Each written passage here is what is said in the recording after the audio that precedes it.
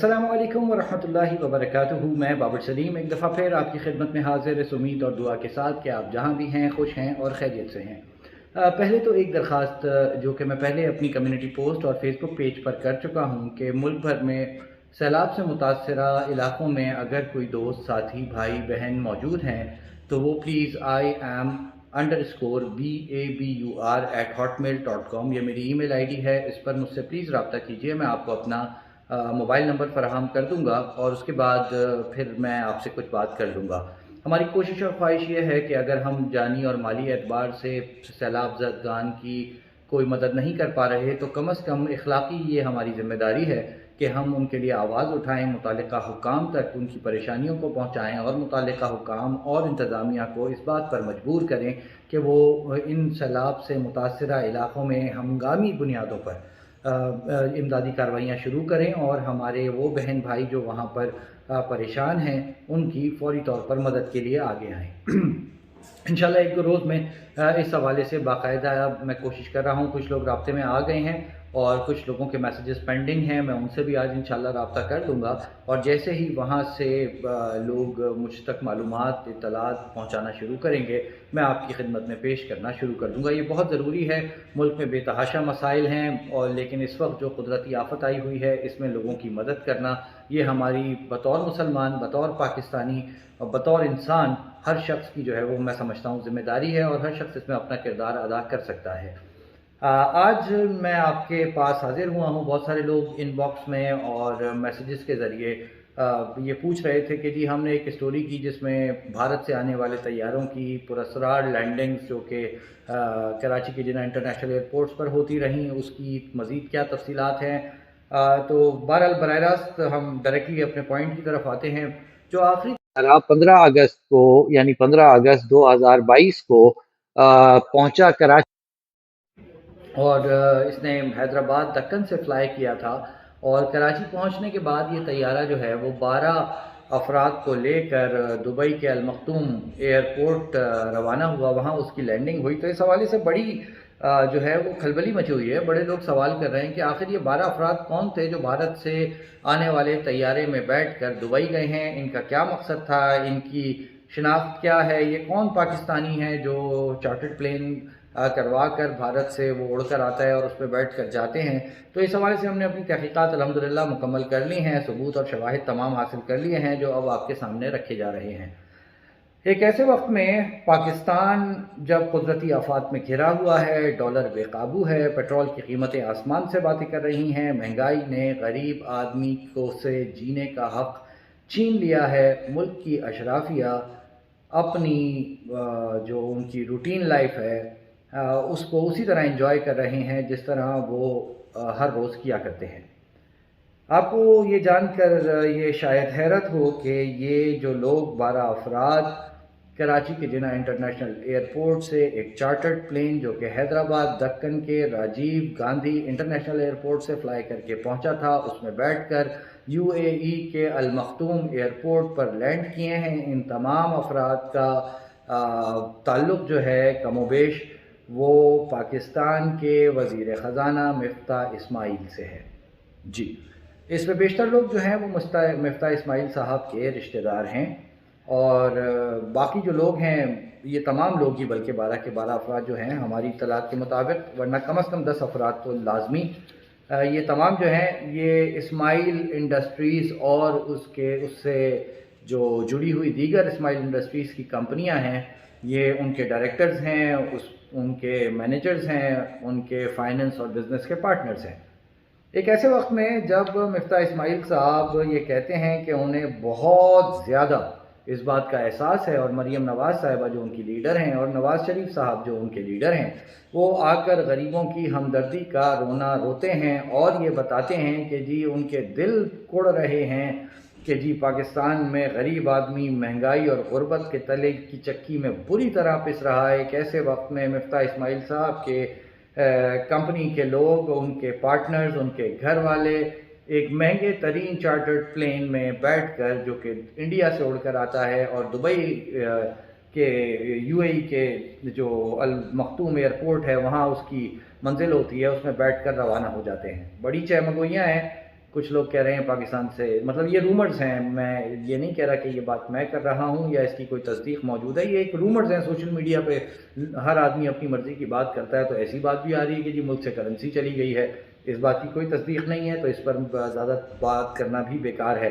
جو بہت زیادہ چیز جو ہماری اطلاعات تک پہنچی وہ یہ کہ جی کہا یہ جا رہا ہے کہ یہ جو طیارہ تھا، یہ طیارہ لینڈ کیا تھا حیدرآباد میں، دکن میں، انڈیا میں، وہ دراصل ری فیولنگ کے لیے اس جہاز کو وہاں اتارا گیا تھا، اس سے زیادہ اس کا کوئی مقصد نہیں تھا، اور پھر ری فیولنگ کے بعد یہ طیارہ وہاں سے فلائی کر کے کراچی آیا، اور کراچی سے چونکہ یہ ریزرو چارٹرڈ پلین تھا، اس میں وہی لوگ سفر کر سکتے تھے جن کے لیے اس کی ریزرویشن تھی، اور وہ 12 افراد تمام اس میں بیٹھ کر دبئی روانہ ہو گئے۔ 15 اگست کو یہ جہاز لینڈ کیا تھا۔ میں اس میں جو لوگ مسافر تھے ان کی کچھ معلومات آپ تک پہنچا دیتا ہوں، وہ میں اس لیے پہنچا رہا ہوں کہ یہ تمام ڈیٹا جو ہم نے حاصل کیا ہے یہ ہماری ریسرچ کا نتیجہ ہے، اور یہ اوپن ڈیٹا تھا، یہ پرائیویٹ ڈیٹا نہیں تھا، اور مختلف جو ویب سائٹس ہیں ان پر یہ ڈیٹا موجود ہے، تو اس وجہ سے میں آپ کے سامنے بھی رکھ رہا ہوں۔ اگر یہ پرائیویٹ ڈیٹا ہوتا تو شاید میں چھپاتا اس کو، لیکن چونکہ اوپن ڈیٹا ہے کوئی بھی اس پر ایکسس کر سکتا ہے۔ تو جی اس میں آپ کو نام نظر آ رہا ہے عباد بنتوری، یہ فائنینس بزنس پارٹنر ہیں اسماعیل گلوبل کے۔ اسماعیل گلوبل بیسیکلی وہ کمپنی ہے جو پاکستان میں بہت مشہور ہیں، کوکومو بسکٹس، اور مفتاح اسماعیل صاحب آپ کو پتہ ہے کہ اس کے پارٹنر بھی ہیں، اور یہ جو مفتاح اسماعیل صاحب کی فیملی ہے یہ ان کی ملکیت ہے کمپنی۔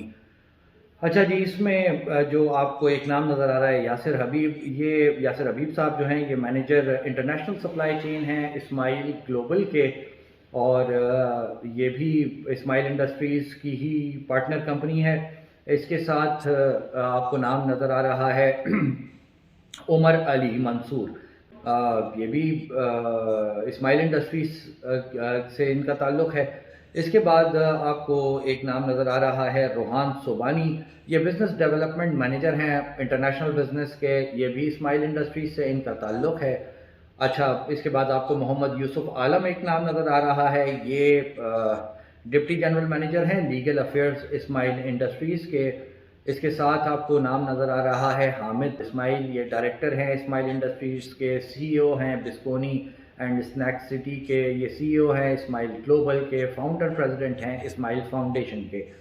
اچھا جی، اس کے بعد آپ کو نام نظر آ رہا ہے الماس مقصود، یہ تقریباً یہ بھی پارٹنر ہیں اسماعیل انڈسٹریز میں، اور اس کے علاوہ ایک بڑا نام ہے جو کہ جس کو پاکستان کی بزنس کمیونٹی میں بہت عزت دی جاتی ہے، پاکستان کی بزنس کمیونٹی میں کہا جاتا ہے کہ ان کی خدمات ہیں بے تحاشا، اور وہ جو ہے غالباً ستارہ امتیاز یا تمغہ امتیاز جو ہے اس سے بھی ان کو ان کی خدمات کے اعتراف میں نوازا جا چکا ہے، اور پاکستان میں بہرحال ان کو بزنس کمیونٹی میں ایک بڑا نام تصور کیا جاتا ہے۔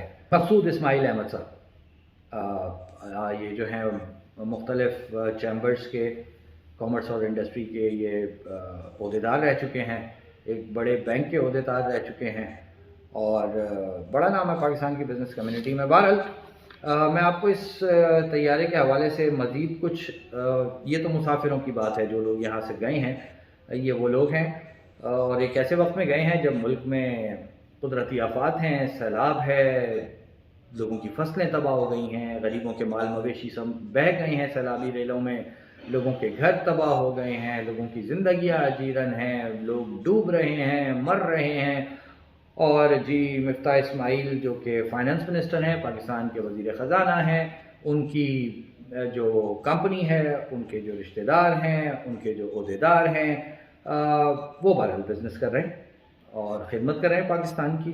مفتاح اسماعیل صاحب کا یقیناً دل کڑ رہا ہے پاکستان میں پیٹرول کے بے قابو ہونے پر، ڈالر کے بے قابو ہونے پر، مہنگائی کے طوفان پر۔ یقینی طور پہ مفتاح اسماعیل صاحب بہت، ان کے چہرے سے لگتا ہے کہ جی وہ بہت تکلیف میں ہیں، اور ان کو تو رات کو شاید نیند بھی نہیں آتی ہے، جہاں تک میں نے بعض لوگوں سے سنا ہے کہ جی وہ تو تڑپتے ہیں مچھلی کی طرح، کہ جی جیسے ماہی بے آب ہوتا ہے وہ تڑپتے ہیں کہ عوام پاکستان کی کس تکلیف میں ہے اور کس اذیت میں ہے. پیٹرول اتنا مہنگا ہو گیا ہے کہ ایک رکشہ ڈرائیور ٹیکسی والا جو ہے بیچارہ وہ اپنی ضروریات پوری نہیں کر پا رہا. اور شاید اسی تکلیف اور پریشانی کو دیکھتے ہوئے ان کے کمپنی کے عہدیداران جو ہیں وہ ایک چارٹرڈ طیارے میں دبئی گئے ہیں.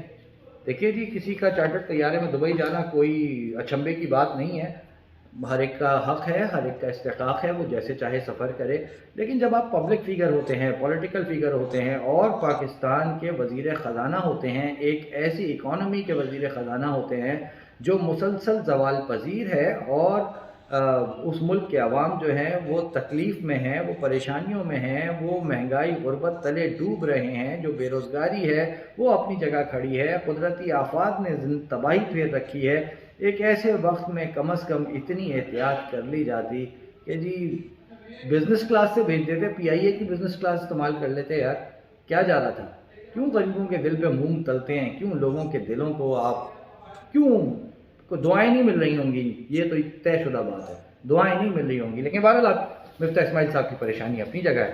جو میں نے سنا ہے کہ وہ تو سکون میں نہیں ہے، بالکل بہت پریشان ہے، بہت پریشان ہے. پریشانی کے باعث جو ہے وہ شاید خود اس وجہ سے ہی نہیں گئے ہوں گے. اچھا جی، 15 اگست کو یہ جہاز لینڈ کیا تھا حیدرآباد انڈیا سے جناح انٹرنیشنل ایئرپورٹ، اور پھر یہاں سے 12 مسافروں کو لے کے دبئی کے المکتوم ایئرپورٹ چلا گیا. فلائٹ نمبر T7 رائل، ایک لگژری جہاز ہے اور بمبارڈیئر جہاز ہے. یہ مطلب لگژری ٹریولنگ کے لیے استعمال ہوتا ہے. ہر قسم کی سہولیات اس میں موجود ہوتی ہیں. اور اس کا جو ایکاؤ کوڈ تھا، یعنی انٹرنیشنل ایئرپورٹ کا جو ان کا کوڈ تھا، وہ VOHS ہے، جو کہ basically Rajiv Gandhi international airport کے لیے استعمال ہوتا ہے. اب میں آپ کو اس میں کچھ مختصر اور ایسی تفصیلات بتاتا ہوں جو شاید اب تک آپ لوگوں کو نہ پتہ ہوں. ایویشن کمپنی کا نام ہے بلیک ایگل. بلیک ایگل کی جو ملکیت ہے وہ ترکان سیر نامی ایک ترک بزنس مین ہے، وہ اس کے ہول سول مالک ہیں. اور یہ کمپنی انٹرنیشنل میڈیا میں مختلف اوقات میں بڑی پراسرار کارروائیوں اور وارداتوں کے حوالے سے اس کے حوالے سے خبریں جو ہیں وہ آتی رہی ہیں. 2019 میں ایک آپریشن تھا، کلینڈسٹائن آپریشن کے نام سے یہ پہچانا جاتا ہے. گوگل آپ کریں گے تو آپ کو کلینڈسٹائن آپریشن کی تفصیلات جو ہیں وہ پتہ چل جائیں گی. یہ کلینڈسٹائن آپریشن بیسیکلی گوسن نامی شخص کو جاپان سے استنبول لے جانے کے لیے کیا گیا تھا، اور یہ ایک بڑی آٹو موبائل کمپنی کے اہم عہدیدار شخصیت کی جو ہے وہ ٹرانسپورٹیشن تھی جس میں یہ کمپنی استعمال ہوئی تھی. اس کے علاوہ انٹرنیشنل میڈیا یہ بھی بتاتا ہے کہ جو ایک کرٹک تھے صلاح الدین گولن، ویسے آپ گوگل کریں گے تو آپ کو پتہ چلے گا صلاح الدین گولن کون تھے. یہ ترکی کے حکومت پر بے تحاشا تنقید کرتے تھے، یہ ناقد تھے، اور وہاں ایجوکیشن کے حوالے سے ایک بڑا مسئلہ بنا تھا جس میں ان کی تنظیم جو ہے اور ان کی جو ان کو باقاعدہ لوگ انسپریشن لے رہے تھے ان سے، اور ان کی جو تقاریر تھیں یا ان کے جو بیانات تھے وہ جو ہے ترک حکومت سمجھتی تھی ان کے خلاف ہیں. تو کینیا سے ان کو مبینہ طور پر کڈنیپ کر کے استنبول پہنچایا گیا تھا ترکی، اور کہا یہ جاتا ہے کہ بلیک ایگل نامی یہ کمپنی جس کا یہ جہاز تھا، جس میں مفتاح اسماعیل صاحب کی جو بزنس کے کمپنی کے انڈسٹری کے ڈائریکٹرز اور کچھ رشتہ دار گئے ہیں دبئی، اسی کمپنی کا جو جہاز ہے بلیک ایگل کا، وہ صلاح الدین گولن کو کینیا سے غیر قانونی طور پر ٹرانسپورٹ کر کے ترکی پہنچانے میں اس کا اہم کردار تھا. اور اس کی آپریشن کہا جاتا ہے کہ ترکی کی انٹیلیجنس ایجنسی نے کیا تھا، اور اس پر انٹرنیشنل میڈیا میں بڑا شور و غوغا تھا اور اس زمانے میں بڑا شور مچا تھا. تو جی یہ کچھ مختصر تفصیلات میں نے آپ کو اس جہاز کے حوالے سے بھی دے دی ہیں، اور کون لوگ یہاں سے گئے یہ تمام چیزیں بھی آپ کے سامنے ہیں. اللہ رب العزت ہمیں درد دل رکھنے والے حکمران عطا فرمائیں، ایسے لوگ ایسے حکمران عطا فرمائیں جو عوام پاکستان کی فلاح کے لیے صحیح معنوں میں فکر مند ہوں. اور یہ یقینی طور پہ جب ہوگا جب ہم اپنے گناہوں سے توبہ کریں گے. قوم کو اجتماعی طور پر اللہ رب العزت کو راضی کرنے کی ضرورت ہے. ہم نے بہت ناراض کر رکھا ہے اللہ کو، اور شاید یہی وجوہات ہیں کہ پے در پہ آزمائشیں ہم پر آ رہی ہیں. یہ شاید اللہ کی طرف سے ہمیں جھنجھوڑا جا رہا ہے کہ ہم پلٹیں اللہ کی طرف، اور ایک حقیقی جو اللہ کا بندہ ہوتا ہے وہ اللہ کو بن کر دکھائیں، کم از کم کوشش تو کریں. تو اللہ پاک ہماری توبہ کو بھی قبول فرمائے، ہماری دعاؤں کو بھی قبول فرمائے۔ آج کے لیے بس اتنا ہی، انشاءاللہ اس کے بعد کوشش کریں گے کہ سیلاب زدگان کے حوالے سے آواز اٹھائیں، بلند کریں، اور کراچی سے جو مبینہ طور پر کمسن بچی کا جو اغوا کا مقدمہ ہے، جس کی مبینہ شادی جو ہے وہ اس وقت زیر بحث ہے مختلف حلقوں میں، اس حوالے سے بھی رپورٹنگ کرتے رہیں گے انشاءاللہ۔ مجھے اپنی دعاؤں میں یاد رکھیے گا، والدین کی خدمت کرتے رہیں، وہ دنیا سے جا چکے ہیں تو ان کے لیے صدقات خیرات کرتے رہیں۔ السلام علیکم ورحمۃ اللہ وبرکاتہ۔